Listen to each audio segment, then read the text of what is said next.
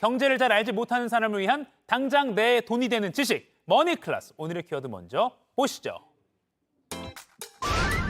지출의 달 5월, 현명하게 돈 쓰는 법. 5월은 가정의 달, 그러나 현실은 지출의 달. 근로자의 날 연휴, 또 어린이날, 그리고 어제 어버이날 돈 많이 쓰셨죠. 근데 아직 더 남았습니다. 스승의 날, 부처님 오신 날 대체 공휴일에다가 날 좋은 봄날이다 보니까 결혼식 청첩장도 참 많이 받습니다. 이 방역 해제 때문에 해외여행 간다는 사람은 또 왜 이렇게 많은지 괜히 여행 상품 가격 비교를 하게 됩니다. 자, 5월은 원래 그런 거야 하고 그냥 돈 팍팍 쓰실 겁니까? 아니요.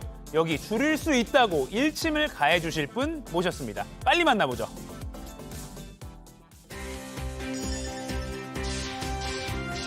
팩트 폭격으로 돈 모으는 방법 알려주는 멘토 김경필 머니 트레이너 모셨습니다. 안녕하세요. 네, 반갑습니다.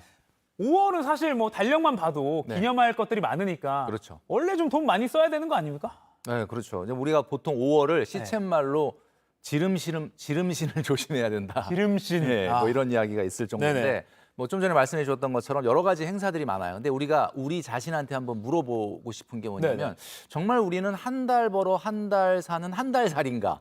이걸 한번 물어볼 필요가 있어요. 그러니까 사실 5월만 되면은 항상 이런 어떻게 5월에 이 돈 많이 나가는 걸 좀 줄일 거냐 이런 네네. 이야기를 많이 하시는데 사실 이게 다 미리 예정돼 있던 거 아닙니까? 그렇죠. 그러니까 사실은 연간 계획을 미리 세워놨어야 된다라는 말씀을 꼭 드리고 싶습니다. 갑자기 다가온 이벤트가 그렇죠. 아니니까. 예. 작년에도 그랬고 올해도 그랬고 내년에도 그럴 거거든요. 네. 그래서 이 연간 계획을 꼭 좀 세우셔라 말씀드리고 싶습니다. 연간 계획. 네. 자, 그러면 짠테크 전문가로서 정확하게 어떻게 좀 하면 될지 좀 알려주시죠. 네, 제가 이제 이 5월 달에 많이 지출되는 이 비용을 이름하여 이제 이벤트 자금이다. 이렇게 이제 명명을 하고 싶거든요. 네. 그래서 이 이벤트 자금에 대한 정확한 가이드를 오늘 좀 드리려고 합니다. 네, 좋습니다. 자, 이벤트 자금이야. 그럼 이벤트가 뭐냐라고 말씀하실 수 있는데 우리가 보통 보면 이벤트 자금을 8가지로 제가 이야기를 해보고 싶어요. 네네. 자, 엄마 생일, 아빠 생일, 어버이날. 자, 이거는 뭐 아주 그냥 기본적으로 챙겨야 되는 거고요. 네. 그다음에 어린이날, 그리고 이제 형제나 자녀 생일인데 결혼하면 이제 주로 자녀를 생일을 챙길 거고 네. 결혼하기 전이라면 이제 형제 생일을 주로 챙기겠죠. 네네. 그리고 애인이나 배우자 생일, 그러니까 뭐 결혼했다 그러면 배우자 생일이 될 거고요.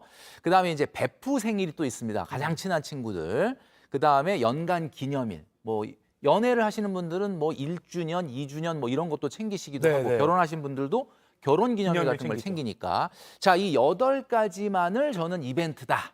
이렇게 얘기하고 싶다는 거죠. 이 8개만 챙겨라? 그렇죠. 그러니까 이 8개 벗어나는 거는 이벤트가 아니다. 그러니까 그거는 만약에 굳이 그것까지 챙기려면은 본인들이 이벤트 자금이 아닌 평상시에 쓰는 생활비에서 뭐 저축을 하든 아니면 좀 아껴서 사용하는 습관을 갖는 게 좋겠다라는 말씀을 드리는 거죠.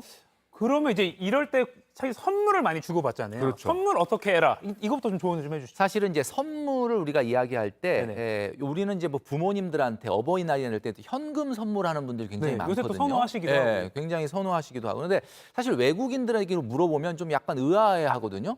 선물을 하는데 현금으로 한다? 이거 굉장히 생소하다.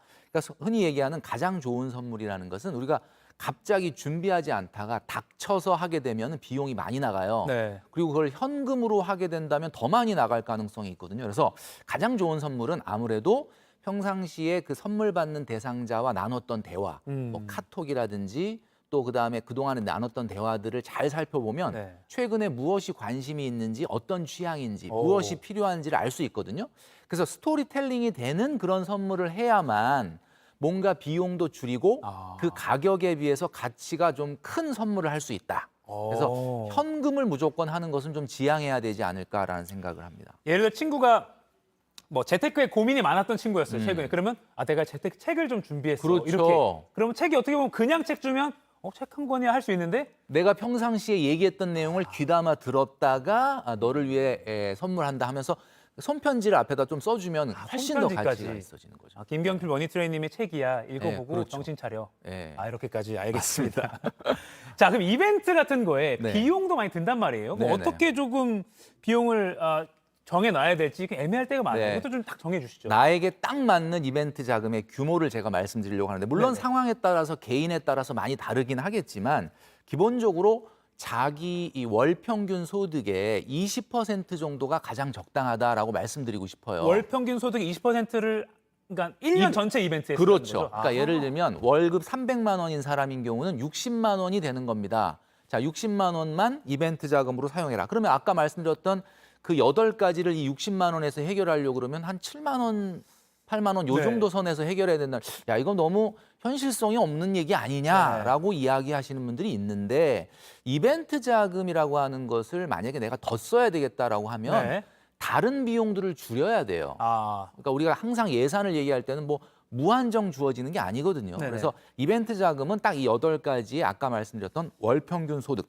대신에 이 월 평균 소득이라는 건 내가 받는 월급 외에 상여나 보너스를 합친 12분의 1 한 월 평균 소득이다. 아하. 거기에 20% 정도가 적당하다라고 말씀드릴 수 있을 것 같습니다. 월 300만 원을 버는 사람이면은 60만 원 정도를 1년에 그렇죠. 8가지 그 이벤트에 다 써라. 그리고 그게 너무 빠듯하다 생각하면 다른 걸 줄여라. 다른 걸 소비를 줄여라. 줄이든. 예, 그렇죠. 아하. 자, 그리고요. 이제 5월이면 결혼식 참 맞습니다. 많아요. 그러니까 예. 뭐 나무랄 수는 없어요. 결혼 행복한 축하를 해줘야 되는 예. 거죠. 근데 축의금 얼마 줘야 되나요가 음. 온라인 게시판에서도 요 정도인데 요 정도 관계인데 얼마 줘야 되죠? 이게 진짜 뜨거운 맞아요. 이슈예요. 굉장히 많습니다. 오늘 한번 정리를 해주시죠. 네, 사실 결혼 축의금이라는 것도 마찬가지 뭐 이벤트 자금처럼 굉장히 사실은 상황에 따라 달라지기는 하죠. 네. 근데 제가 말씀드리는 것은 뭐 제가 다른 방송이나 유튜브에서도 한번 이야기한 적이 있었는데 사실은 친구면은 10만 원, 지인이면은 5만 원이 거의 국룰처럼 되어 있습니다. 그러니까 이게 사실 최근에 뭐 워낙 물가가 오르고 또 네. 예식장이 어떠냐에 따라 물론 달라지긴 하지만 이 기준점을 잘 지키고 그리고 또 평균적인 그 축의금을 잘 봐서 하시는 것이 좀 합리적이다 이렇게 말씀드릴 수 있을 것 같습니다. 친십 지오. 그렇죠. 친구 10만 원, 지인 5만 원. 근데요. 그럼 친구와 지인 애매한 경우가 있거든요. 그렇죠. 어떻게 이게 구분할 수 있나요? 야 내가 봐도 이게 내가 친구인지 지인인지 헷갈리는 경우가 네네. 있는데 제가 딱 정해드리도록 하겠습니다. 네. 자, 우리 엄마가 또는 네네. 와이프가 그 사람의 이름을 안다 그러면 친구입니다. 아. 근데 모른다 그러면 지인인 거죠. 아, 그럼 예를 들어, 나 뭐 이번 주말에 결혼식 가야 되는데 누군데? 뭐 경필이 그러면 경필이 축하한다 전해줘. 이 그렇죠. 정도까지 되면 맞아요. 10만 원. 그죠. 그런데 이제 아니면 이제 지인이 된다라. 아. 음. 근데 약간 좀 빡빡하다고 느끼시는 분들도 있을 것 같은데. 근데 이걸 기준점을 놓고 상황에 맞춰서 하시되 네. 이게 이제 가장 기본이 되는 기준점이다라는 것을 좀 알아두시면 좋을 거다라는 말씀. 요거 아마 좀 캡처해서 많이 좀 공유를 할 것 같아요. 네. 친구와 지인을 구분 잘하는데 그 구분 어떻게 하는 거냐? 부모님이나 와이프가 알면, 이름을 알면 친구다, 모르면 지인. 지인이다. 네. 알겠습니다. 그러니까 좀 인간관계에 대해서 어떻게 보면 조금 이게 지출을 줄이려면 약간 조금 더 좀 정리를 해야 된다. 약간 이렇게 좀 보시는 편이신 것 같은데요. 아무래도 우리가 이제 사실은 뭐 20, 30대 때는 아무래도 친구도 많고 폭넓게 만나지만 이제 30대 넘어서 40대 넘어가게 되면은 인간관계도 조금 정리할 필요가 있거든요. 그러니까 정리한다는 게 이제 소위 말하는 좀 더 나은 발전을 위한 가지치기라 그럴까? 그런 것들이 좀 내용이 좀 필요하지 않을까? 그래서 너무 넓게 만나는 것보다는 내가 좀 뭔가 본받을 점이 있고 만났을 때 나한테 좋은 에너지와 긍정적인 요인을 좀 주는 그런 친구들 위주로 만나는 인간관계의 정리도 어느 정도는 필요하지 않겠느냐 이런 생각이 듭니다.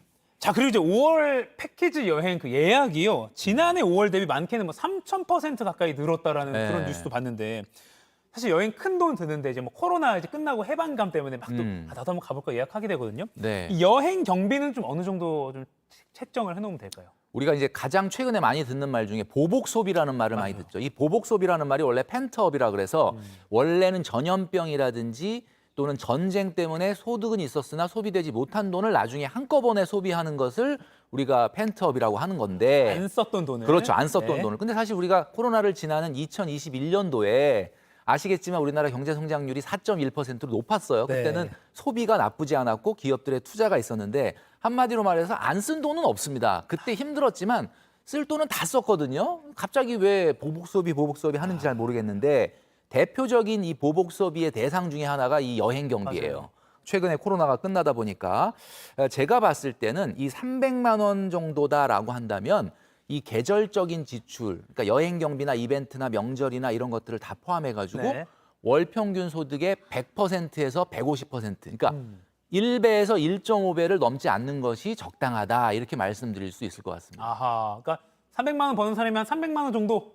그 아주 정도에서- 맥시멈으로 잡으면 1.5배 한 450 정도. 요 정도를 넘어가면 안 된다라고 말씀드리고 싶은 거죠. 지금 말씀하신 계절 지출이라고 하는 거는 여행뿐만 아니라 뭐 명절이나 이벤트나 겨울 옷이나 이런 거 다 포함한 거죠. 두꺼운 파카 같은 거 한번 장만해야 그렇죠, 되는 거 이런 예. 거까지 포함되는 거죠. 네네네. 아하, 알겠습니다. 그러니까 계절 지출, 여행을 포함한 계절적인 지출은 월 평균 소득이 한 1배에서 많으면 1.5배. 그렇죠. 아, 알겠습니다.